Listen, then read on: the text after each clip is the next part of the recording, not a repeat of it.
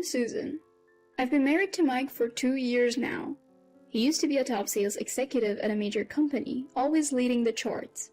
Despite earning a good salary, he quit his job a year ago without even discussing it with me. Ever since, Mike's been working part-time jobs and hasn't committed to a full-time role. Unsurprisingly, we're running a deficit every month. Mike told me to focus on the household, so I've been a stay-at-home wife since we got married. I want to work to help our finances, but Mike won't allow it. So we're barely getting by, dipping into our savings. What's the plan, Mike? We're burning through our savings. You can't keep doing part-time work forever, you know? It's been a year. I've got some plans. Even thought about starting my own business. Starting a business? Are you kidding? That's not easy. What? Don't underestimate me. I was always the top salesperson at my previous job. Being good at sales and starting a business are two different things. Don't underestimate my talent.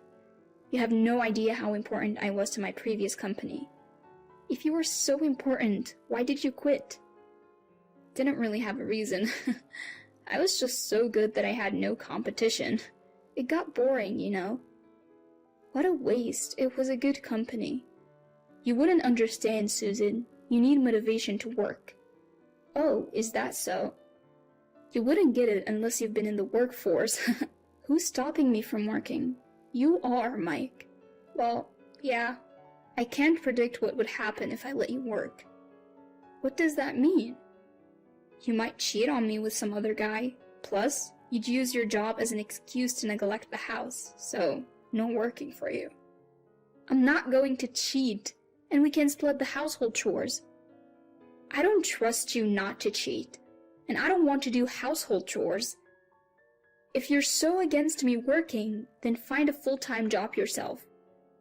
Stop nagging. I am earning my money, aren't I? I am not unemployed. That's not the point. Don't worry. I can find a full-time job anytime I want. You've been saying that for a year and nothing's changed. You've been nagging me non-stop. I've worked hard from early mornings to late nights all my life. Don't I deserve to relax a bit now? Keep talking like that and we'll run out of money. We've still got a mortgage to pay. If we can't, we'll have to sell the house. Our dream home is filled with Mike's personal touches. He paid attention to every little detail, so it's clear he's pretty fond of this place. I can't stand the thought of selling the house. If worst comes to worst, we can ask your parents for help. They're well off, so it should be fine, right? What are you saying? There's no way we can do that. Mike has been avoiding a full-time job no matter how many times we talk about it. If anything bothers him even slightly at his part-time jobs, he quits and starts looking for a new one. Then one day, something lit a fire under Mike and he went to a job interview. He was hired on the spot thanks to his previous sales experience. See? When I get serious, I can find a job just like that. That's great. Do your best to be the top salesperson at your new job too. My salary may be low now, but the company will give me raises once they see my abilities. Don't worry about it, we're all good now.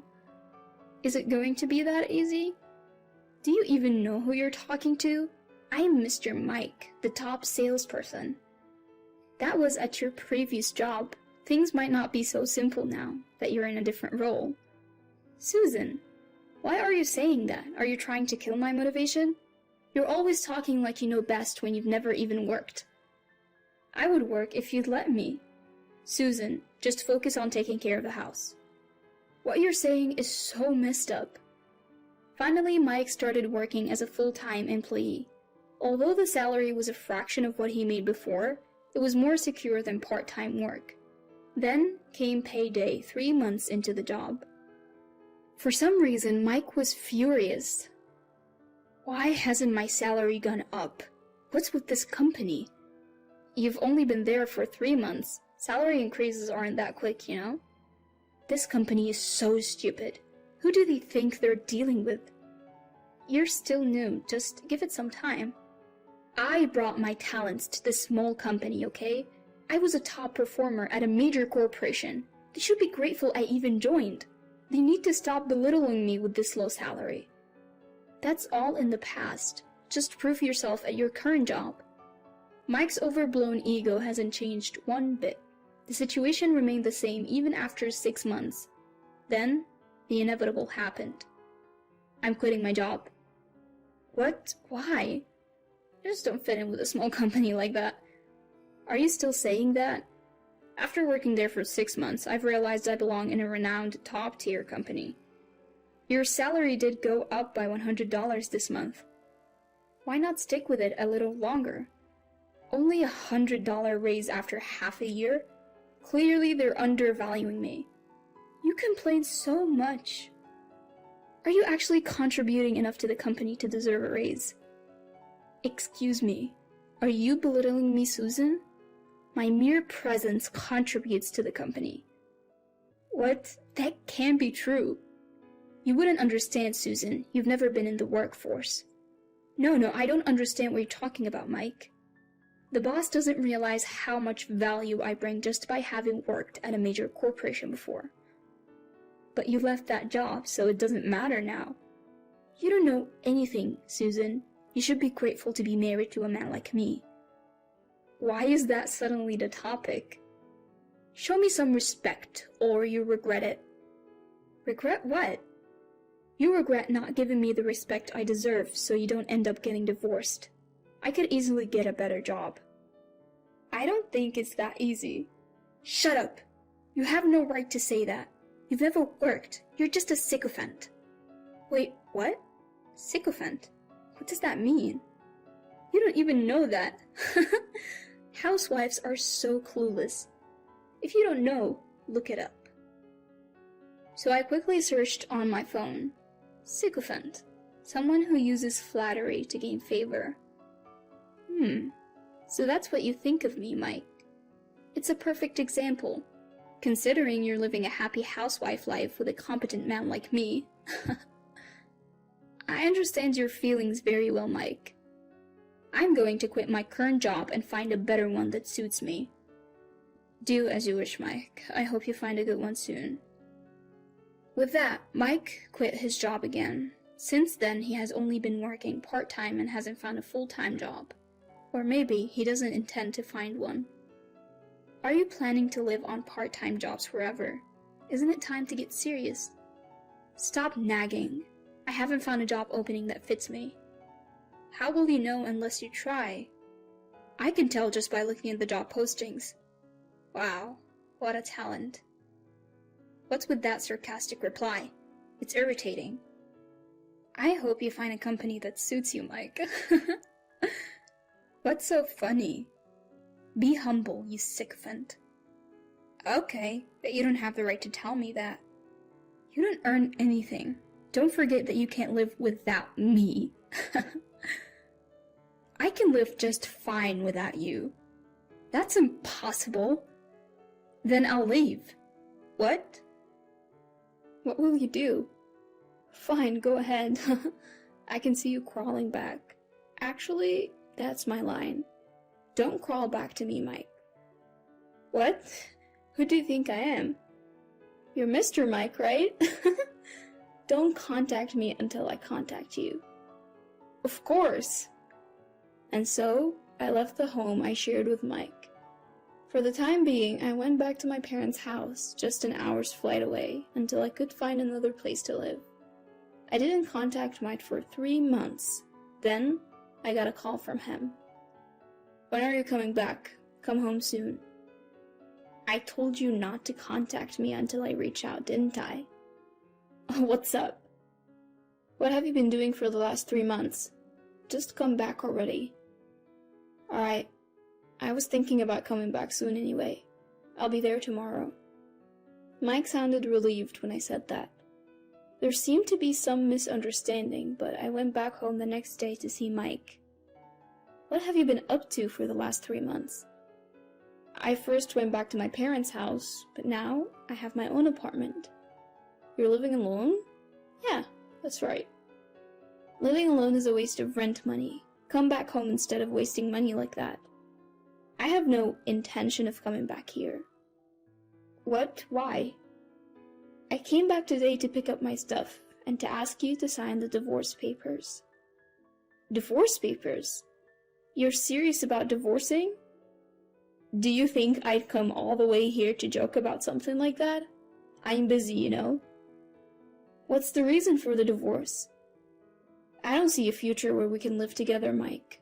Plus, I am no sycophant. You're still holding a grudge about me calling you a sycophant? Of course I am. I am sorry for that.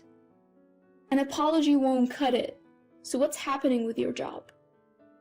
Well, you see, I haven't found a company that suits me yet. Really? You're still searching for the perfect job? Anyway, how have you been surviving on just my salary? Why do you ask? We have loans and various expenses that eat up most of the paycheck. I bet they do. Have you been living frugally every month? I told you, I've been living off my savings. Is that so? I've nearly run out of savings now. Susan, would you come back and work with me? You opposed me working before. What's changed? Life would be easier if both of us were working. It might be. Even if it's just temporary until I get a job at a top company. We don't know when that will be. Besides, I've been working, you know. What? Surprised, I told Mike the truth. I've been doing remote work for quite some time now. Remote work? What's that? Even though our monthly expenses were high and my savings were dwindling, you told me not to work, so I've been working from our home computer. You did all that without telling me? That money has been helping us live comfortably every month. In that case, we can continue to live together, and both of us can work. There shouldn't be a problem, right? Mike, you're wasting a woman like me. What do you mean? You said it yourself, didn't you? It's great to be married to a capable man like me, right? Yeah, sure. So Mike, you're too good for me. You should move on. I'm leaving. Wait, what? I need you, Susan. Let's work through this together. Work through what? You've never really tried, Mike. You're all talk. That's not true. I'm just having trouble finding a better job than my last one. But you quit that job without a good reason. Jobs as good as that one don't come around often. Not true. Then take your time job hunting. If I get a job at a top-tier company, you can go back to being a housewife. Just support me until then. You can marry someone else and be their yes man. I can support myself, so don't worry. What should I do? Figure it out for yourself. You're capable, remember? Good luck. If I find a steady job, will you reconsider the divorce? I've made up my mind. I am not reconsidering. Can you really support yourself? Does remote work pay that well? Remember I was always good at drawing? I found plenty of design work I can do from home. I've been learning and improving, and now I make good money. Why didn't you tell me you were working? I didn't want you to oppose it, and if you knew, you'd even quit your part-time job. How much are you making? At first, it was just a few $100s to cover expenses. But now I make quite a bit. I see. I'm happy with my work. I hope you find something great soon, too. Don't come regretting when I make it big. No worries there. I'm making as much as when you were with that big company, so it's all good. Really, please come back. In the end, Mike's wish didn't come true, and we divorced. I've been doing really well in my design job and living a fulfilling life. It's such a relief to spend money on what I want, unlike when I was a housewife. As for Mike, he still hasn't found a full-time job and seems stuck due to his pride. In the end, Mike couldn't keep up with the mortgage payments and had to put the house on the market. He moved back into his parents' house. But there's no room for him there since his younger brother and sister-in-law are already living with his parents. He's likely to be kicked out soon. Once mocked as a sycophant, now I make enough to turn Mike into one. From now on, I'm planning to live my life without relying on a man.